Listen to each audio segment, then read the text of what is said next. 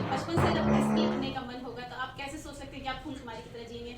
बचपन से ही अपने आप को हम बहुत मजबूत बनाते थे, कुछ भी करके जो जो पापा अगर सिटअप्स मारते थे तो हम भी करते थे, साथ में उनके पुशअप्स करते थे कि अपने आप को मजबूत बनाए। लड़की नहीं मुझे बनना था, एकदम मजबूत बन के रखना था लड़की। नमस्कार मित्रों, आपका स्वागत है आपके अपने चैनल फ्लाइंग सुशांत पर। मैं हूं सुशांत और आज सिवान शहर से हटकर एक बाजार बहुत बड़ा है, एमएच नगर थाना हसनपुरा में मौजूद है और यहाँ पर एक विशेष लड़की से मिलने वाले हैं और परिवार का बोझ और समाज में कैसे अपने आप को उठाना, एक जगह पर पहुंचाना, खेल के माध्यम से, एडमिनिस्ट्रेशन के माध्यम से और एक लगन बचपन में जो थी आज उसको बहुत हद तक पूरा करने का सफ़र कैसा रहा, ये हम आपको बताएंगे इस वीडियो में। और एक लड़की के लिए कितना संघर्षपूर्ण रहता है अपना, अगर आपके बचपन में ही आपके मम्मी पापा दोनों छोड़कर चले गए हैं और उसके बाद आप 5-6 भाई बहन हैं और सबका भार, सबको देखते हुए सबको एक सही रास्ते पर ले जाना और अपने भी जाना, ये बहुत चैलेंजिंग रहता है। और आप सोच सकते हैं कि क्या स्थिति वो, क्या भयावह स्थिति वो रही होगी। और आज ग्रैपलिंग में विश्व स्तर पर ये दोनों बहनें नाम कर चुकी हैं, सिवान का नाम बहुत ऊपर ले गई हैं। साथ ही साथ एसआई और कांस्टेबल दोनों बहनें अभी भारत में अलग अलग जगह पर हैं। और आज हमारे साथ जो मेहमान मौजूद हैं उन्हीं में से एक श्वेता जी का सबसे पहले हम स्वागत करेंगे अपने चैनल पर।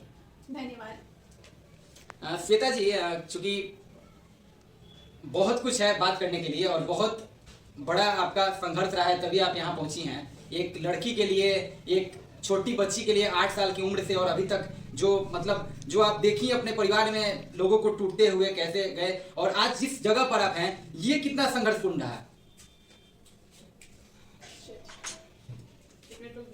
संघर्ष का सामना किए हैं, लेकिन संघर्ष से सीखने को मिलता है। इसलिए जब संघर्ष आए तो घबराना नहीं, क्योंकि हर संघर्ष में कोई ना कोई लेसन छुपा रहता है। तो बस संघर्ष का सामना करते आगे बढ़े। हमारी बहनें सब बढ़ी, जो मुझे पढ़ाई, क्योंकि मम्मी का देहांत हो चुका था तो घर में बड़ी बहनें थी, भाई भी उससे छोटे थे, तो बहनें बहुत बहुत मुश्किल से हम लोग को पढ़ाया लिखाया, यहाँ तक लाए। और गांव वालों का बहुत सहयोग रहा, सब लोग अच्छा हम लोग को मतलब अप्रिसिएट भी करते रहे। जहाँ भी हम पढ़ने गए, जिस स्कूल में पढ़े, वहाँ पे भी मुझे बहुत सपोर्ट मिला। अगर आप पढ़ाई में अच्छे रहेंगे ना और आप सच्चाई पे एकदम अपने पे अडिग चलेंगे तो आप सफलता जरूर पाएंगे, क्योंकि पूरी कायनात मदद के लिए पहुँचती है। जैसे गेम में भी अगर हम गए तो गेम में भी बहुत ज़्यादा मुझे सहयोग मिला लोगों से। उसी तरह अगर हम अभी आज एसआई पद पर हैं तो यहाँ पे भी सबका बहुत सहयोग है मेरे साथ, सबने मेरे लिए बहुत ज़्यादा सपोर्ट किया है। शुरुआत में कुछ परिस्थितियाँ आई थी, लोग नहीं समझ पाए थे, क्योंकि गांव की सोच उतनी बड़ी नहीं होती है, सब जगह का यही हाल है। कुछ लोग देख के सोच रहे होंगे कि हाँ, उनके गाँव का परिस्थिति अच्छा है इसलिए शायद ऐसा होती है। ऐसा कुछ नहीं है, परिस्थितियाँ आती हैं, सबको सुनना पड़ता है, लेकिन उसको फेस कीजिए। उस समय लगता है कि हम कुछ नहीं कर सकते, लेकिन फेस कीजिए, एक दिन सफलता मिलेगा अगर आप ठान लिए हैं, अगर आप कुछ करना चाहते हैं तो। ये बहुत बड़ा लेसन है कि अगर आप कुछ करना चाहते हैं तो मेहनत करिएगा तो सफलता जरूर मिलेगा। ये मैम ने एक उदाहरण पेश किया है। और समाज में अगर कोई बोल रहे हैं कि हम डिप्राइव्ड हैं, हमको ये रिसोर्स नहीं मिला, हम वंचित है इस चीज़ से, तो उसका बखूबी मतलब उदाहरण आपके सामने है। अब हम मैम, एक प्रश्न बहुत आवश्यक हो जाता है जब हम किसी आदर्श लोग से बात करते हैं कि आप आप मतलब आज बिहार में एसआई हैं, सब इंस्पेक्टर हैं, तो अपने आदर्श किनको मानती हैं आप?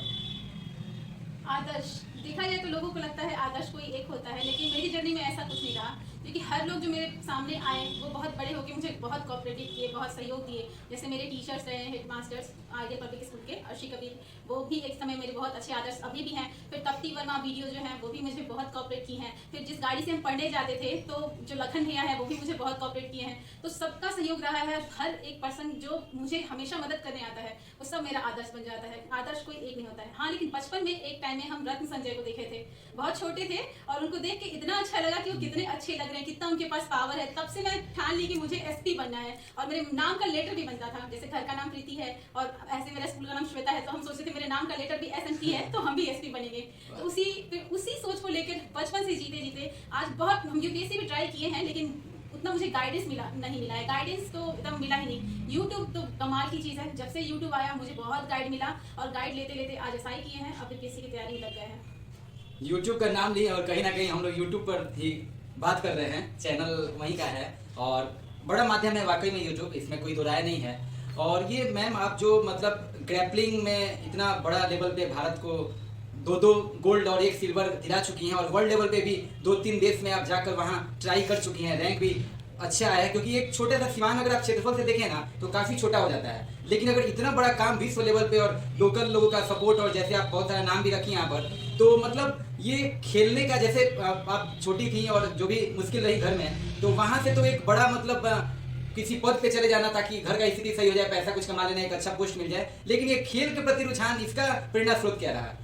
खेल के प्रति रुझान का प्रेरणा स्रोत तो मेरे पिताजी ही रहे। मेरे पापा खुद कुश्ती प्लेयर थे, अपने समय में वो स्टेट चैंपियनशिप खेले थे। तो बचपन से ही हम सारी बहनें बहुत मजबूत, क्योंकि पापा बहुत वर्कआउट करते थे तो साथ में हम लोग भी करते थे। तो जैसे ही हम लोग सिवान पढ़ने जाते थे तो कराटे, मतलब जब बचपन से जब एसपी बनने का मन होगा तो आप कैसे सोच सकते हैं कि आप फूल कुमारी की तरह जिएंगे।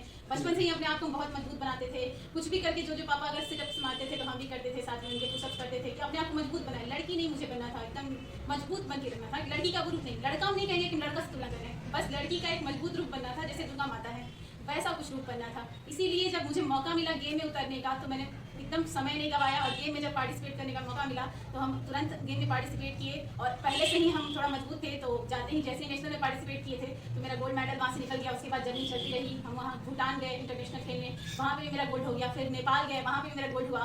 वर्ल्ड चैंपियनशिप में भी हम दो बहनें हैं, तो दोनों बहनें जाते थे, दोनों बहनों का अच्छा प्रदर्शन रहता था। तो वर्ल्ड चैंपियनशिप में भी मेरे दो बहनें, हम लोग का नाम दिया था, लेकिन थोड़ा फंडिंग की वजह से मेरी सिस्टर गई रशिया के अजरबैजान में हुआ था वर्ल्ड चैंपियनशिप, वहाँ पे वो भारत को 5वां स्थान दिलाई। वो बहुत बड़ी उपलब्धि थी। अभी भी सबको ये कहता है कि क्योंकि मैट पे इतने धुरंधर प्लेयर थे, और हम लोग गांव में प्रैक्टिस किए थे पुआल पे प्रैक्टिस करके वर्ल्ड चैंपियनशिप में खेलने गए थे लोग। और वहाँ पे 5 राउंड खेली, अमेरिका के साथ खेली, रशिया के साथ खेली, पाकिस्तान के साथ खेली, और इराक के साथ भी उनका फाइट हुआ था। इतने धुरंधर प्लेयर से फाइट हुआ पुआल पर खेलते हुए, और बहुत अच्छा देश का प्रतिनिधित्व निभाई।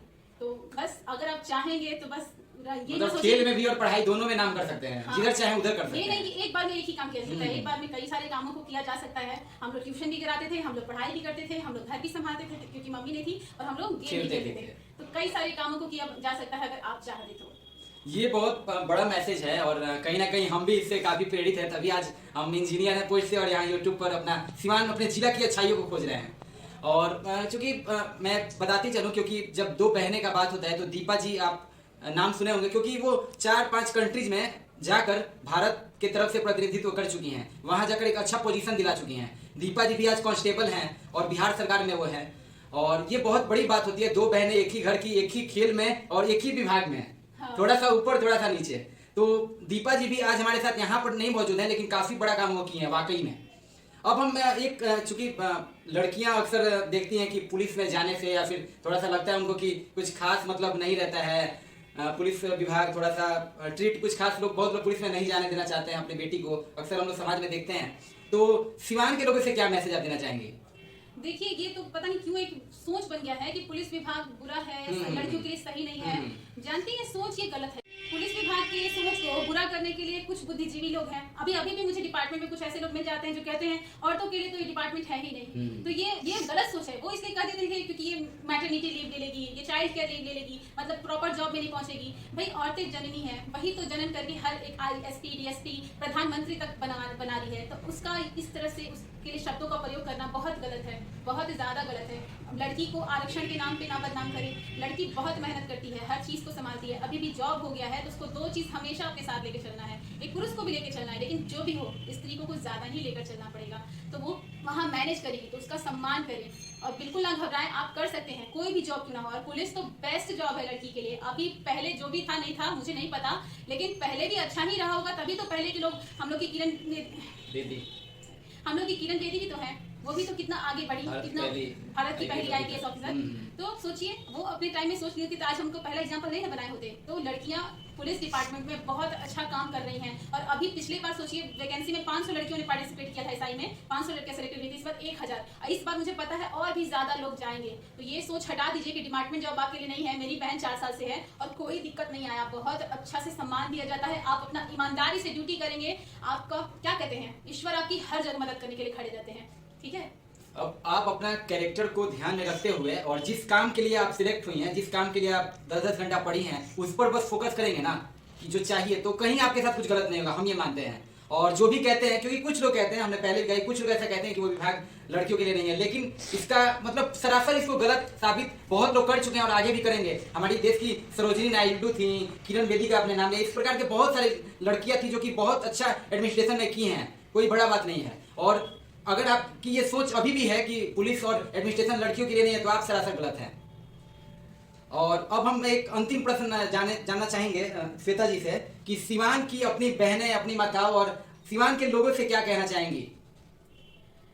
कहने के लिए तो बहुत कुछ है, लेकिन बस यही है कि आप खुद पे भरोसा रखिए, खुद को सम्मान दीजिए। सबसे पहले ना अपने आप को प्रेम कीजिए। जब आप अपने आप को आदर करेंगे ना, तो आप अपने लिए सब कुछ अच्छा करने के लिए बढ़ेंगे। परिस्थिति को तो एक साइड रखिए, परिस्थितियां तो बस सिखाने आती हैं। बड़ी से बड़ी मुसीबत आपको सिर्फ कुछ समझाने आती है। प्रोफेशनल लाइफ एक तरफ, पर्सनल लाइफ एक तरफ, लेकिन अपने आप को प्रोफेशनल लाइफ में ऊंचा करने के बारे में सोचिए। मतलब खुद का सम्मान को बढ़ाइए और खुद के लिए मेहनत कीजिए, तो एक ना एक दिन आप एक अच्छा जीवन जीना, एक दिन आप एक बहुत अच्छा जीवन जी सकते हैं। बहुत बड़ी बात। और कहीं ना कहीं मैम ने बोला कि मैटरनिटी लीव और चाइल्ड केयर लीव, तो अगर आप महिला हैं, आप इस बात को सुने, या फिर आप पुरुष हैं, आपकी पत्नी अगर उस कंडीशन में जाती है तो आप उसको रेस्ट देना नहीं चाहते?